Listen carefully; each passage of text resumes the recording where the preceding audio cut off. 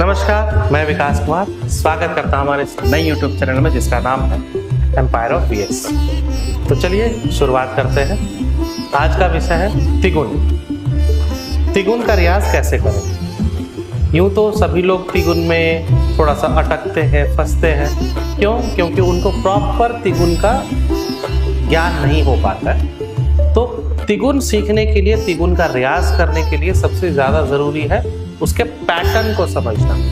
अगर आपने उसके पैटर्न को समझ लिया है तो उसको रियाज करने में ज़्यादा वक्त नहीं लगेगा। और आपने नहीं किया है तो आप फिर फंसेंगे कि ये तिगुन कैसे होगा, उसका छंद कैसा है, उसका पैटर्न कैसा है। तो सबसे पहले तिगुन का रियाज करने के लिए आपको कुछ बातों का ध्यान रखना ज़रूरी है, और अगर आपने अच्छे से रखा तो आप यूं तिगुन सीख जाएंगे। तो चलिए शुरुआत करते हैं।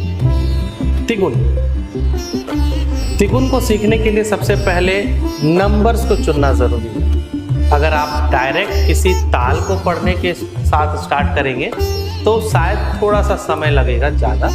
अदरवाइज अगर आपने उसके पैटर्न को समझना स्टार्ट किया, उसके नंबर्स को पढ़ना समझना स्टार्ट किया, तो आप उसके थीम को बहुत अच्छे से समझ पाएंगे कि वो किस कैटेगरी में हमें पढ़ना है। और एक बार किसी एक ताल में तिगुन पढ़ना आ गया तो आप हर ताल में अलग से आप समझ लेंगे। तो चलिए शुरुआत करते हैं। तिगुन का मतलब एक मात्रा में 3 लेटर्स का होना।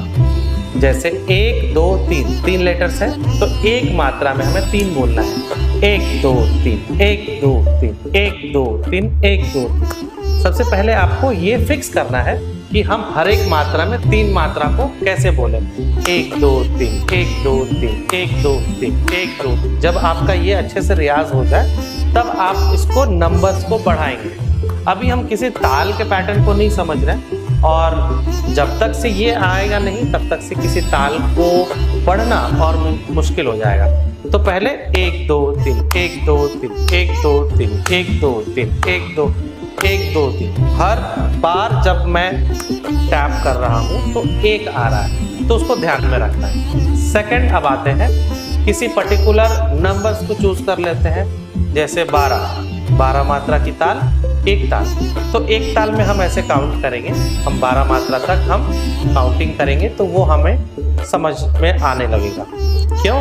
क्योंकि 3 × 4 = 12। तो वैसे ही कैलकुलेशन में ये थोड़ा सा इजी आएगा आपको समझना। तो सबसे पहले एक ताल से स्टार्ट करते हैं।